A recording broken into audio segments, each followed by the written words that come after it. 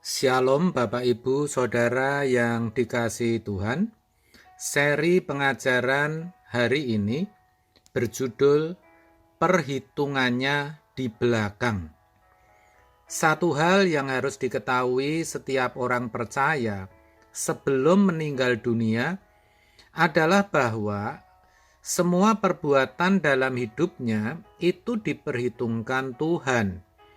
Perhitungannya bukan di dunia ini ketika masih hidup, tetapi kelak di hadapan tahta pengadilan Kristus. Itulah sebabnya hidup yang sekarang jadi penting, karena itu merupakan kesempatan satu-satunya untuk mempersiapkan nasib kekal seseorang. Ketika orang meninggal, maka otomatis kesempatan itu berakhir dengan sendirinya.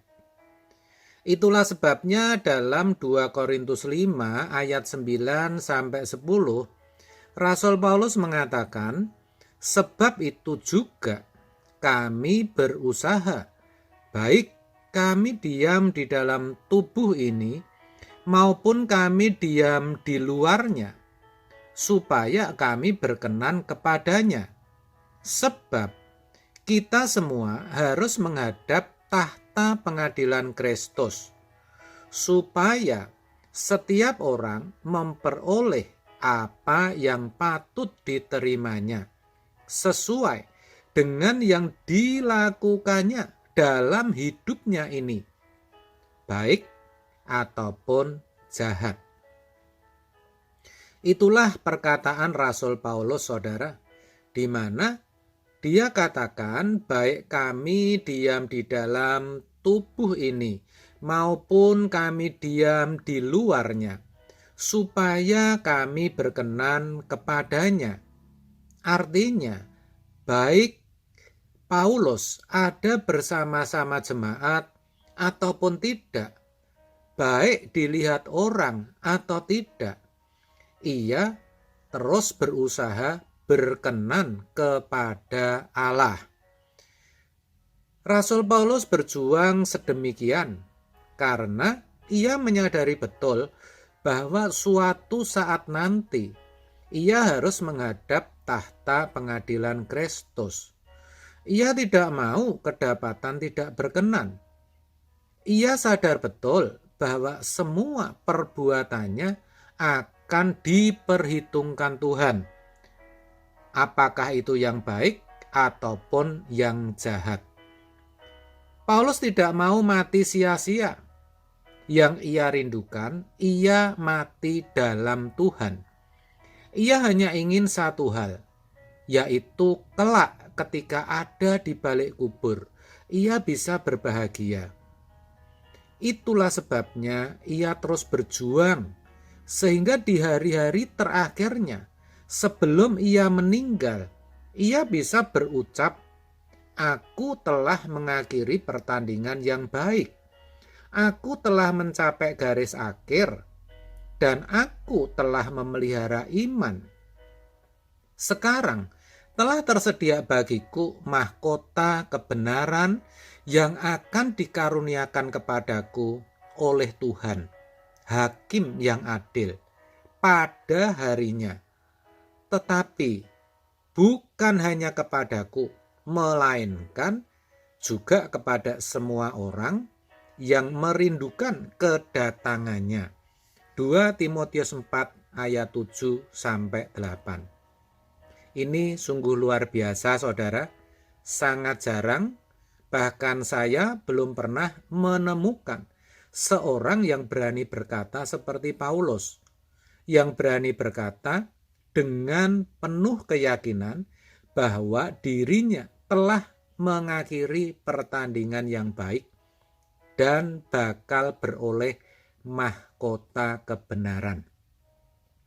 Saya percaya Paulus bisa setia sampai akhir itu karena ia sadar betul bahwa di dalam Kristus itu perhitungannya di belakang, sehingga ia tekun walaupun harus mengalami berbagai sengsara dan penderitaan.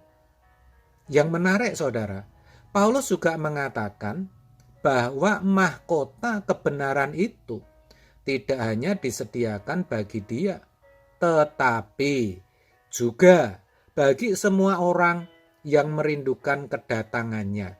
Maksudnya kedatangan Kristus. Pertanyaannya, apakah saudara juga merindukan kedatangan Kristus? Kalau iya, apakah saudara juga yakin pasti beroleh mahkota yang Tuhan sediakan? Yakin tidak, saudara? Tentu saudara sendiri yang tahu kan?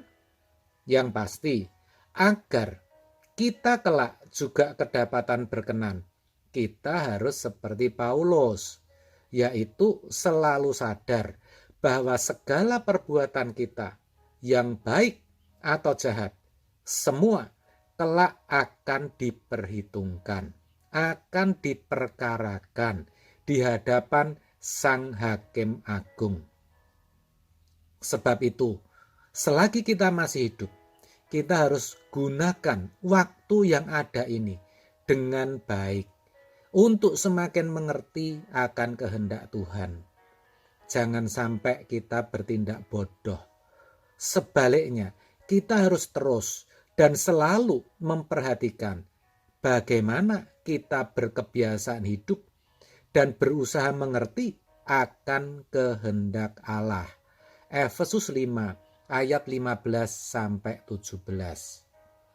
Saudara, baik perbuatan kita yang dilihat orang ataupun yang tidak, yang menyangkut keadaan batiniah kita juga harus selalu perhatikan. Jangan sampai meleset. Jangan sampai kita berbuat kesalahan di mata Tuhan. Kalaupun kita jatuh, bagaimana, Pak? Ya, kita harus segera akui kesalahan kita, terus kita berbalik dan bertobat. Supaya apa? Supaya Tuhan mengampuni dosa kita dan menyucikan kita dari segala kejahatan. 1 Yohanes 1 ayat 9. Mungkin saudara juga bertanya, kalau berbuat salah lagi atau kalau jatuh lagi gimana, Pak? Ya, akui lagi dan bertobat lagi, saudara. Terkait akan hal ini, saudara harus mengerti. Yang namanya jatuh ke dalam dosa itu bisa saja. Tetapi yang tidak boleh adalah hidup dalam dosa. Ya, saudara, karena kedua hal itu berbeda. Jatuh dalam dosa itu bukanlah suatu kesengajaan. Sedangkan hidup dalam dosa itu sesuatu yang disadari, bahkan bisa jadi disengaja. Itu yang harus dihindari. Kita harus lakukan itu dengan tekun, saudara. Harus kita perjuangkan dari hari demi hari sampai akhir hidup kita. Ya, begitu, saudara. Kenapa? Karena perhitungannya di belakang. Supaya apa? Supaya kita beroleh mahkota kebenaran. Amin. Tuhan Yesus memberkati.